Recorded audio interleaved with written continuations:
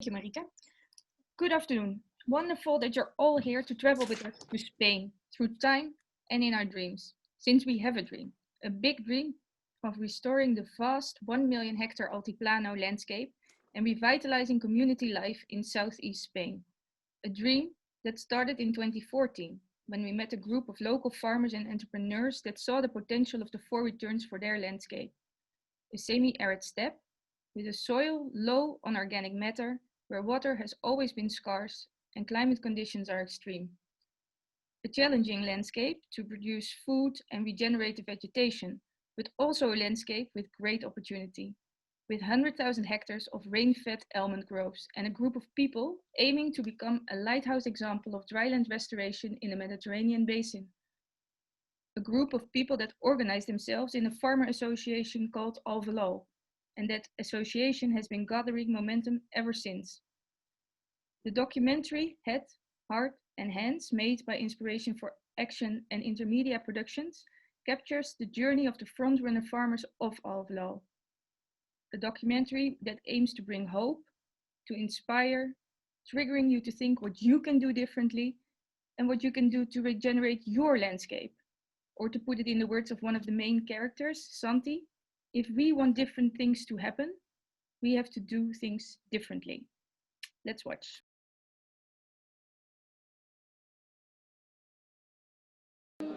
Me gustaría brindar por estos productos que tenemos aquí que son regenerativos y que pronto en todo el mundo puedan degustarlos. Que no sea algo atípico, sino la normalidad. Que todos los productos del mundo sean regenerativos. ¡Salud! ¡Salud! Ojalá, ojalá, inshallah.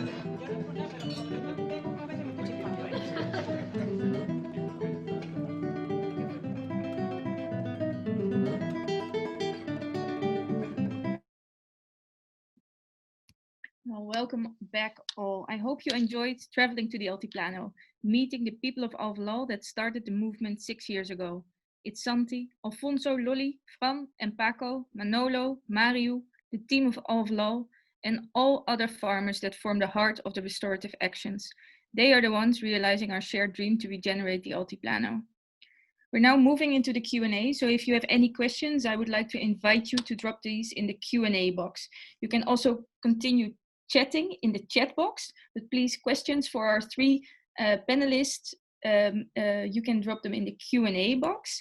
And before we go to any questions, I think it would be helpful if I introduce you to our three panelists. The first one joining us is Astrid Vargas. We're extremely pleased to have her joining us today. Astrid is a leading conservation biologist focusing on biodiversity recovery, regenerative agriculture, and community development. Her work has spanned 5 continents and has earned international recognition. She is part of the Commonland family and is the founder of Inspiration for Action, an initiative that promotes collective creativity to restore nature. Our second panelist is Mrs. Elvira Marín Irigaray. She is from La Puebla de Don Fadric, a small village in the province of Granada. She has conducted 3 studies: environment sciences, integrated water management, and a master in landscape, heritage, and territorial studies. Since 2016, Elvira works as AlVelAl's coordinadora, leading the restoration program in the Altiplano. And thirdly, one of the main characters of Head, Heart and Hands, Mr. Alfonso Chico de Guzman, is joining us. He studied business administration between Madrid and the US, and when finishing his studies, he decided to dedicate his life to transforming the family estate La Junquera in Murcia. His commitment to regenerative organic farming has led him to host the Ecosystem Restoration Camp and the Regeneration Academy on his farm. Thank you all for being with us today. And let me start by a question that Willemijn dropped already quite early on in the chat box. Astrid, I know you answered it already in writing, but maybe it's a nice kickoff if you could share with us what brought you to make this film and what do you hope to achieve with it? You're on mute. Sorry. Perfect. Great that you're there. I'll be brief because it's already shared there, but it's mostly we need stories, and we are storytelling animals, and we need good stories now more than ever. And the idea is like, yeah, we need stories that give hope, inspiration, and that connect people. So it was the need for hope, ideas, sharing of ideas, and connectivity, mainly. Okay, thank you. And there was also a very nice question from Rutger Bultz on how do the different farmers in this documentary and in the landscape work together? Are they organized in any shape or form? Elvira, could you try and answer that question? Yes, thank you, Erika. Yes, of course, AlVelAl is an association that started in 2014, and we really are the platform for the farmers. So the AlVelAl association started as a movement of farmers at the beginning, and now is the place, is the tool that the farmer can use to work together, to learn, and also to interchange experience. And can other farmers join along the way when they are convinced of regenerative agriculture? Yes, of course. All the farmers that want can be with us and can be part of AlVelAl Association. And Alfonso, if you look at the documentary, you see your story of being part of those being part of AlVelAl for those last couple of years. What was for you the reason to join AlVelAl? No, thanks, Erika. The reason, well, I think when I first heard that there was a few meetings of farmers that they were talking about creating a project that was going to be about regenerative agriculture, ecosystem restoration, and with the 4 returns, I don't know, I already felt like I really, really wanted to be part of that, and that I was trying to do things related with those concepts in the farm, but I was totally alone at the moment, and I didn't know anyone else in many kilometers around that was interested in doing anything like that. So I was very, very happy to hear that. And then from then on, I joined to all the gatherings, meetings, courses that happen until now. And if you look at the documentary, if you look back at that journey of those 4, 5, 6 years, what stands out? What were your highlights? What were your challenges? Well, a lot has happened. That's, I think, surprises me a lot when I see it. That has been very intense journey, and yeah, I think probably time is the biggest challenge. That a lot has happened, but still a lot more has to happen if we really want to make an impact in a big scale. I think we are very lucky that many farmers of AlVelAl have changed a lot and have improved a lot towards ecosystem restoration.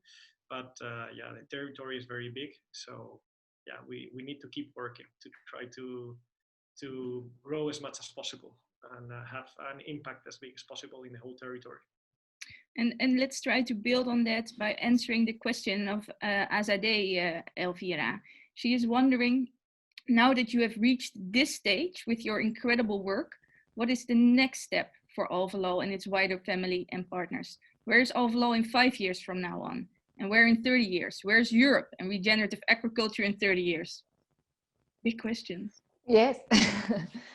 Yes, we have just started. We started 5 years ago, and we have a big way to do. No,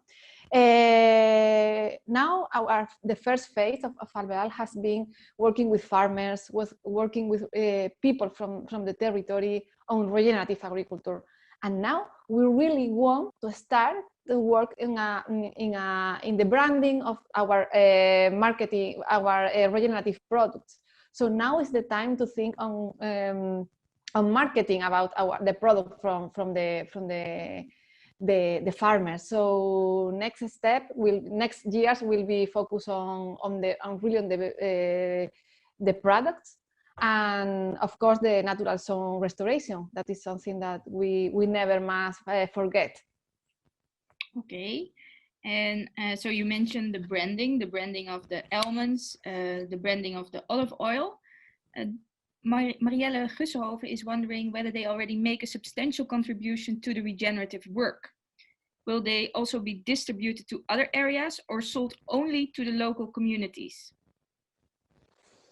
Now, we from AlVelAl, we have developed two business cases. One is called La Almendresa, the other one is Habitat. It's about almonds, but and other products like nuts or pistachios, but also olive oil, regenerative olive oil. And we are focused on all the world. We try to sell our products, our regenerative products in Europe, because there is a lot of demand in Germany and in the Netherlands. But of course, it's really important the local markets near our territory. So both Europe and Spanish market also. Okay, thank you. Astrid, a question for you from Joaquin. Joaquin is writing, what an inspiration. I was really touched by the 4 returns you mentioned and adding inspiration as one of them. Have you been able to measure inspiration somehow? You're on mute. We have not set really to measure it scientifically. It's just more a soulful thing. And I think, for example, this event, it's inspiration. You know, I think inspiration is weaving through everyone's daily life, and we inspire each other. And part of our inspiration is to connect with you, to create a network and to have the example of AlVelAl inspire other areas suffering from desertification. So I think it'll be amazing to really be able to measure inspiration, but it's also beautiful that it's so difficult to do. And so I think when we gather, when we celebrate together, when all the agro cafes, all the gatherings of farmers, exchange of ideas, even this online, or of course much better when it's in person. And then, of course, the Regeneration Festival inspired us quite a bit too, because we had a lot of fun together, and having fun is essential. And bringing the community together to look back, because it's difficult. This is very challenging to work on these landscapes. There's desertification, there's a lot of things to turn around. So you really need to connect people and get together, celebrate and cheer each other up. And we want to do the same around the world. Use this to connect people and to inspire people. And that's how Commonland is in a really perfect position to also create this global network of inspiration and sharing of experiences and hope. Thank you, Astrid. Thank you. And then also a question on inspiration. Oh, I was going too fast up and down. No, you're dropping in way too much questions. That's another trick. Okay, let me find it. There was a question on inspiration or inspiring other farmers. I give it one more shot to see if I can find it. No, I'm going to move on to another question. Ah, here it is, Natasha van Bommel. Elvira, for you. Do you inspire mainly farmers that are also affected by land degradation, or do you also reach farmers that currently have no problems yet with land degradation, but that are having clean land and monocultures? Yes, in AlVelAl there are a lot of farmers, and each farmer has their own problems in the farm. So we have farms with big problems of desertification, erosion, and degradation. Other farms are better because the conditions are better. But all of them want to think in the territory, not only on the farm. So it's really important that in our association be a lot of farmers with different conditions, but all of us are thinking in the future, no? in our territory as a restored landscape. And this is inspiration also, because the power is in that we are all together in the same platform, working in the same, with the same objective. Okay. Alfonso, a question from Jose. Let's continue a little bit on the regenerative farming track. In the documentary, Alfonso, you talk about contour swales and about keyline design. They are similar things, but not exactly the same.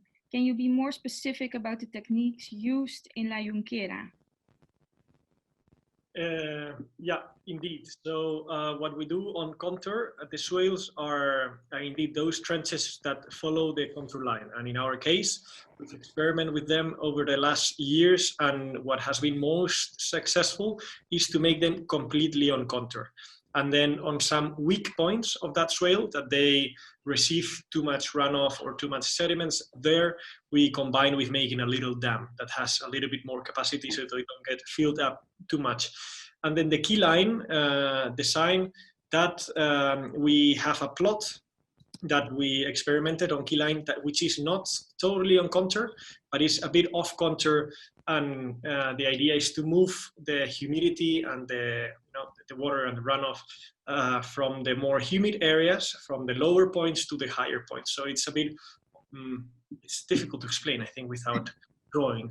But indeed, they are different. And I wouldn't advise to make swales on key line or off contour, because then you can create a gully. You can, like, it can have too much flow of water. And in our case, with big rain events, like the ones we have sometimes in the autumn of having 100 millimeters, like 100 liters per square meter in a few hours, that can. So it is important not to mix them. And yeah, what we've done is mainly a lot of swales. And the key line part, we have one plot, and yeah, we are now, for example, planting a vineyard, which is going to be more or less on key line design. But there is also a lot of discussion always about how to do a proper key line design, and you ask two people and they wouldn't do it the same way in the same plot. So I don't want to enter in that difficult area. Hey, and Alfonso, a question from Rutger about who owns the land that AlVelAl is trying to transform. Well, so the territory that we want to have an impact in is gigantic, and it's owned by many different people, and also a lot of it is public land as well. And in AlVelAl, we are now, I think, Elvira, if I'm correct, around 320 people involved, of which many of us are farmers and or landowners, and others are just people living in the territory or outside of it, that they participate in the ecosystem restoration in one way or another. And then we have also city halls that own land, that are members of AlVelAl and that participate in it. Like in my case in particular, is a family farm. It's owned by my father. And other people, yeah, some of them are owners, some of them are farmers that they manage land of many other family members and neighbors, or they rent it out, things like that. Thank you. Elvira, there is a question from Lina Pishet-Thomas. She's from India, and she thinks that a program like this would have a very good impact there. Have you, as AlVelAl, thought about doing exchange programs with farmer communities in other parts of the world? A little bit to align with what Astrid was saying, that we need to weave a web of regeneration around the globe. Yes, of course. With one of our objectives is the return of inspiration, and this is inspiration. Tell to others our experience, what we have done well, what we have done not too much well, and lesson learned. No? So for us, it's really important intercheck experience. Last year, for example, a group of farmers from AlVelAl traveled to South Africa, to other foreign landscape, and they really interchange experience. They visit the places, they knew other farmers there in South Africa. Our idea is continue doing other that kind of experience, but of course the pandemic situation now doesn't allow those kind of trips. But we are organizing online workshops for the beginning of next year, and we would like to do some workshop focused on interchange experience between farmers all over the world. Okay, and Astrid, a question from Nisha. How can we bring this model of the 4 returns to regenerate degraded landscapes to other parts of the world? Do you have ideas on that? I'm sure you have ideas on that. This question is for you, Erika, though. No, it's for you. The one that it really is linking the 4 returns, Commonland with AlVelAl, it's Erika. So she really knows this. And we've been talking about this. I mean, how it's interesting how it all started in AlVelAl, which was a lot by listening, but listening to the people and the real needs that there were. So it was starting from a point of not telling anybody what to do, but learning from the landscape and the people in the landscape how to do it. So that's and the 4 returns, as you know, is inspiration, social, natural, and investment returns. There is a platform that Commonland has set up called the 4returns.earth. And you can load up your project and you have a world map and you can connect with other projects. It still needs more work, but we think that it may be a good platform to connect and to start or to promote support of each other and to each other through, and also to promote the 4 returns thinking. How do you increase the inspiration aspect or the natural capital aspect or these things? So yeah, I think how do you bring the 4 returns to different landscapes? There's a lot of people in this very group, many women, by the way, and men too, that are actually promoting 4 returns through Commonland work. So maybe you want to say a little bit about that, Erika, about how to bring the 4 returns to other landscapes from Commonland's perspective. I think you made a brilliant comment. It all starts by listening to each other. And I also very much liked the suggestion you made, the invitation you did to the people participating today to join 4returns.earth, to become part of this community, and to listen and learn from each other. The 4 returns is a great model, but I'm sure there are other great models as well. So let me see, because now you take me off guard, of course. And I have to change rules, and that's super difficult to do that ad hoc. But thank you for doing that. Elvira, so we can take the model to other places. That is, it starts with inspiration, with listening, with exchanging, with learning from each other. But what do you need to scale up if you look at AlVelAl, the landscape of the Altiplano? Yes, we need time because we have just started 5 years ago, so we need more time to really involve more farmers and more people in our project. And of course, we need research. It's really important to have results from research, focus on regenerative agriculture, also on ecosystem restoration, because this is the key to convince other people to be involved in the project. Okay, and then a question from Anna, also for you, Elvira. She is saying a great documentary and a beautiful example of regenerative agriculture. Her question is, oh, no, it's flipping. It's a second question of Anna. And she's wondering if people in any way can visit the project or even help making impact. Yes, of course. We normally do an open day in AlVelAl, and we welcome everybody who want to visit the project. Now we are doing everything online. So next week we will start with an online workshop about showing the farm, showing the project. So this year perhaps we will do the visit online. But normally we are very open to organize visits for people who want to know the project.